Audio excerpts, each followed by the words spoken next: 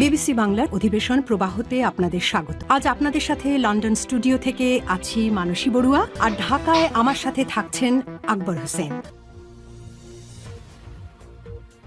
বাংলাদেশের সর্বশেষ গুরুত্বপূর্ণ আপডেট সংবাদে আপনাকে স্বাগত। শুরুতেই সংবাদ শিরোনাম, পরে বিস্তারিত।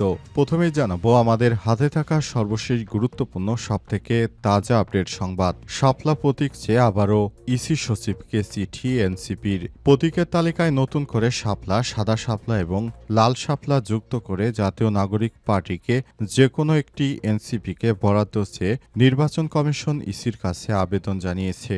ইসির সিনিয়র সচিব আক্তার আহমেদ ইমেইলে পাঠানো এই চিঠিতে স্বাক্ষর করেছেন এনসিপির আহ্বায়ক মোহাম্মদ নাহিদ ইসলাম। আজ আবেদনটি পাঠায় দলটি। এরপর জানাবো শেখ হাসিনা এবং 10 শিল্প গ্রুপের 57,256 কোটি টাকা সম্পদ জব্দ। শেখ হাসিনার পরিবার সহ 11টি শিল্প গ্রুপের 57,256 কোটি টাকা জব্দ করেছে আদালত। এর মধ্যে স্থাবর এবং অস্থাবর সম্পদ রয়েছে। বাংলাদেশ ফাইন্যান্সিয়াল ইন্টেলিজেন্স ইউনিট বা বিএফআইইউ সর্বশেষ প্রতিবেদনে এই তথ্য উঠে এসেছে। এদিকে ইনোভেশনের জরিপ 30.30% মানুষ ভোট দিতে চায় বাংলাদেশ জামাত ইসলামকে। আগামী নির্বাচনে 30.30% মানুষ জামাত ইসলামকে ভোট দিতে চায়। এছাড়াও 18.80% আওয়ামী লীগকে এবং জাতীয় নাগরিক পার্টি এনসিপিকে 4.1% ভোট দিতে চায় মানুষ বলে জরিপের ফল প্রকাশ করা হয়েছে। এদিকে আওয়ামী লীগের ঝটিকা মিছিল থেকে 244 নেতাকর্মী গ্রেপ্তার। রাজধানীর বিভিন্ন এলাকায় ঝটিকা মিছিল করেছে কার্যক্রম নিষিদ্ধ আওয়ামী লীগ এর অঙ্গ সংগঠনের নেতাকর্মীরা। এসব মিছিল থেকে 244 জনকে গ্রেপ্তার করেছে পুলিশ। এবং সর্বশেষ জানাবো জাতিসংঘে ট্রাম্পের ভাষণের আগে হাসলেও এবার কেন চুপ ছিলেন দর্শকরা। ডোনাল্ড ট্রাম্প পৃথিবীর ঠিক কোন জায়গায় অবস্থান করছেন এবং তিনি পৃথিবীকে কিভাবে দেখছেন তা অনেকটা পরিষ্কারভাবে বোঝা গেছে জাতিসংঘে দেওয়া তার সর্বশেষ বক্তব্যে। এটিকে বলা যায় ট্রাম্পের মতাদর্শের একেবারে পরিশোধিত বহিঃপ্রকাশ। তার সমর্থকদের কাছে এটি ছিল বিশুদ্ধ ট্রাম্পিজম বা ট্রাম্পবাদ, আর ট্রাম্প সমালোচকদের কাছে এটি ছিল ট্রাম্পবাদের চূড়ান্ত উন্মাদনা। এবার সবকিছুতেই তিনি ছিলেন সিরিয়াস মুডে। প্রিয় দর্শক, এতক্ষণ শুনছিলেন সংবাদ শিরোনাম, এবারে বিস্তারিত। তবে তার আগে বন্ধুরা অনুরোধ থাকবে এই সংবাদটিতে একটি লাইক দিন। এই চ্যানেলে আপনি নতুন হয়ে থাকলে আমাদের সংবাদটি দেখতে দেখতে চ্যানেলটি সাবস্ক্রাইব করে রাখুন। কমেন্ট করে বন্ধুরা আপনার মূল্যবান মতামত জানিয়ে দিন আপনি বিশ্বের কোন দেশ থেকে বা বাংলাদেশের কোন স্থান থেকে আমাদের সংবাদটি দেখছেন এবং শুনছেন। আর বন্ধুরা, গাজা যুদ্ধে আপনি যদি নিরীহ ফিলিস্তিনিদের ভালোবেসে থাকেন কমেন্টে ইয়েস লিখে বিশ্ববাসীকে জানিয়ে দিন। আর বন্ধুরা, এই সংবাদটি আপনার সোশ্যাল মিডিয়া ফেসবুকে শেয়ার করে বন্ধুদেরও দেখার সুযোগ করে দিন। এবারে বিস্তারিত।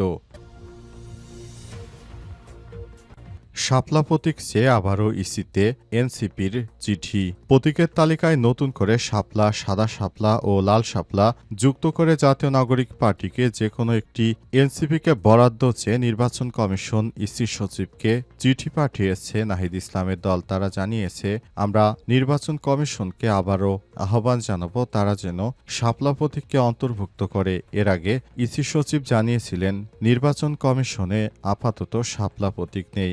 153টি প্রতীক রয়েছে এবং এই প্রতীকের ভিতরেই এনসিপিকে যে কোনো একটি প্রতীক বেছে নিতে হবে। কিন্তু এনসিপির নেতৃত্ববৃন্দরা সেই প্রতীকগুলো তারা বেছে নেয়নি, বরং তারা জানিয়েছে আমরা প্রতীক হিসেবে শাপলাকে চাই। তাই শাপলাকে বেছে নেওয়ার জন্য তারা কাজ শুরু করেছেন। অন্তর্বর্তীকালীন সরকারের প্রধান উপদেষ্টা শুরু থেকেই জানিয়েছিল এবারের শাপলা প্রতীক থাকছে না, কিন্তু আইন মন্ত্রণালয় ইচ্ছা করলেই তিনি শাপলা প্রতীক রাখতে পারতেন, কিন্তু শাপলা প্রতীকটি তিনি রাখেননি। এ কারণে নির্বাচন কমিশন আপাতত শাপলা প্রতীক দিতে পারবে না বিধায় নির্বাচন সচিব থেকে জানানো হয়েছিল জাতীয় নাগরিক পার্টি এনসিপিকে। তবে এনসিপিও নাছোড়বান্দা, তারা আবারও নির্বাচন কমিশনের সঙ্গে আলাপ আলোচনা করে নতুন করে নাহিদ ইসলাম আবেদন করেছে যাতে করে তাদেরকে শাপলা প্রতীক দেয়া হয় এবং আগামী নির্বাচনে যেন এনসিপিকে অংশগ্রহণের মাধ্যমে নতুন বাংলাদেশ তৈরি করার জন্য সুযোগ দিয়ে থাকে। শেখ হাসিনা এবং 10 শিল্প গ্রুপের 57,256 কোটি টাকা সম্পদ জব্দ। শেখ হাসিনা পরিবারের সহ 11টি শিল্প গ্রুপে 57,256 কোটি টাকা জব্দ করা হয়েছে। সব টাকা বিদেশে পাচার করা হতো এমনটাই অভিযোগ পাওয়ার পরই সিআইডির পক্ষ থেকে এ বিষয়ে জরুরি ভিত্তিতে সিদ্ধান্ত নেওয়া হয় এবং অবশেষে এই টাকাগুলো জব্দ করা হয়েছে। বিএফআইউ প্রতিবেদন অনুযায়ী দেশের মধ্যে জব্দ করা 46,805 কোটি টাকা, বিদেশে জব্দ করা 10,451 কোটি টাকার মধ্যে স্থাবর সম্পদ জব্দ করা হয় 13,871 কোটি টাকার এবং অস্থাবর সম্পত্তি 43,385 কোটি টাকা। ক্ষমতাচ্যুত প্রধানমন্ত্রী শেখ হাসিনার পরিবারসহ দেশের শীর্ষ পর্যায়ে 10 শিল্প গোষ্ঠীর অবৈধ অর্থ উপার্জন, কর ফাঁকি এবং অর্থ পাচার খতিয়ে দেখতে যৌথ তদন্ত কমিটি গঠন করে সরকার অন্তর্বর্তীকালীন সরকারের উচ্চ পর্যায় থেকে এই বিষয়ে সর্বোচ্চ গুরুত্ব দিতে বলা হয়েছিল।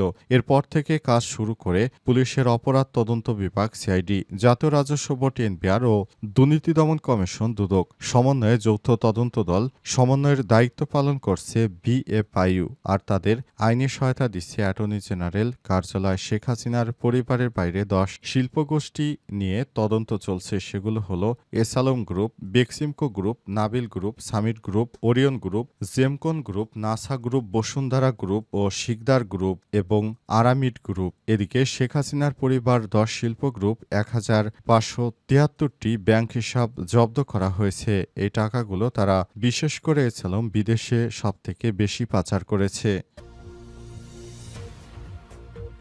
30.30% মানুষ ভোট দিতে চায় জামাতকে।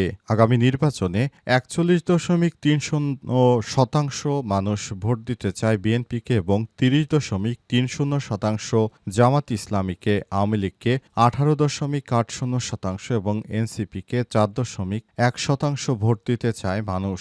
এমনটাই উঠে এসেছে ইনোভেশন কনসাল্টিং এর জরিপে। আজ ফল প্রকাশ করা হয়েছে। ওই ফলাফল থেকে এই তথ্য জানা গেছে। তবে অনেকেরই প্রশ্ন, এই জরিপটি কবে পরিচালনা করলো এবং এই জরিপে কারা অংশগ্রহণ করেছিল? বিশেষ করে বাংলাদেশের অনেক সচেতন নাগরিক এই জরিপে তারা অংশগ্রহণই করেনি। সুতরাং এই ধরনের জরিপ কতটা সত্যি হবে সেটা এখনো বলা সম্ভব হচ্ছে না, কারণ এসব জরিপের বিষয়গুলি বিভিন্ন ফেসবুক গ্রুপে জরিপে দেখা যাচ্ছে অধিকাংশ জায়গায় বাংলাদেশ জামাত ইসলাম জিতে যাচ্ছে। পাশাপাশি ঢাকা বিশ্ববিদ্যালয় এবং জাহাঙ্গীরনগর বিশ্ববিদ্যালয়েও জামাত ইসলাম সমর্থিত প্যানেলগুলো ভূমিধস জয় পেয়েছে। এ কারণে এই ধরনের ইনোভেশন জরিপ কতটা বিশ্বাসযোগ্য সেই প্রশ্ন উঠে এসেছে। এমনটি উঠে এসেছে ইনোভেশন কনসাল্টিং এর জরিপে।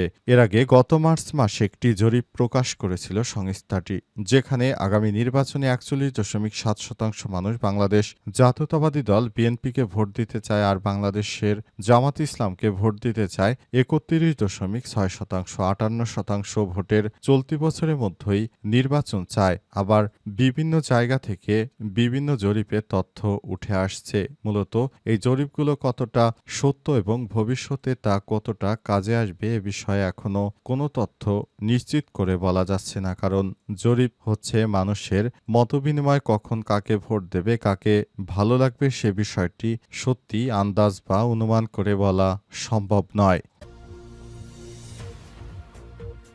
আওয়ামী লীগের ঝটিকা মিছিল থেকে 244 নেতাকর্মী গ্রেপ্তার। রাজধানীর বিভিন্ন এলাকায় ঝটিকা মিছিল করেছে কার্যক্রম নিষিদ্ধ আওয়ামী লীগ ও এর অঙ্গ সংগঠনের নেতাকর্মীরা। এসব মিছিল থেকে 244 জনকে গ্রেপ্তার করেছে পুলিশ। বুধবার বিকেলে ডিএমপির অফিসে সংবাদ সম্মেলনে এই তথ্য জানান ডিএমপির অতিরিক্ত police commissioner crime and operation Mohammad Nazrul Islam. তিনি জানান, আজ রাজধানীর বিভিন্ন এলাকায় কার্যক্রম নিষিদ্ধ আওয়ামী লীগ ও অঙ্গ সংগঠনের নেতাকর্মীরা যারা মিছিল করছিল তাদেরকে আটক করা হয়েছে। তিনি আরও জানান, যারা এই ধরনের কার্যক্রমের সঙ্গে সংযুক্ত রয়েছে তাদেরকে দ্রুত গ্রেপ্তার করে তারপর আটক করে জেল হাজতে নেওয়া হচ্ছে। যারা নির্বাচনের আগে দেশকে অস্থিতিশীল করতে চায় তাদেরকে ছাড় দেওয়া হবে না বলে জানিয়েছেন তিনি। তাই অন্তর্বর্তীকালীন সরকারের সঙ্গে কথা বলে খুব দ্রুত সময়ের মধ্যে সব দুষ্কৃতকারীদেরকে আটক করা হচ্ছে। এছাড়াও ঢাকাবাসীকে পুলিশের পক্ষ থেকে জানানো হয়েছে হয়েছে কেউ যদি ঢাকায় আওয়ামী লীগের নেতাকর্মীরা আত্মগোপনে থাকে আপনারা যদি জানতে পারেন তাহলে পুলিশকে দ্রুততম সময়ের মধ্যে জানিয়ে দিন। এবং পুলিশের পক্ষ থেকে আরো বলা হয়েছে যারা ঢাকায় অবস্থান করছে কেউ যদি সংবাদটি জানিয়ে দিতে পারেন তাহলে তার পরিচয় গোপন রাখা হবে এবং পুরস্কৃত করা হবে। এজন্য আওয়ামী লীগের যেসব সন্ত্রাসী গ্রুপ আছে তাদেরকে ধরিয়ে দিতে আহ্বান জানানো হয়েছে। এছাড়াও চট্টগ্রামে মাইকিং করে আওয়ামী লীগের নেতাকর্মীদেরকে ধরিয়ে দিতে পুলিশ মাইকিং করছে এবং এলাকাবাসীকে সতর্ক থাকার আহ্বান জানিয়েছে যাতে করে কেউ নির্বাচনের আগে কোনো নাশকতা সৃষ্টি করতে না পারে।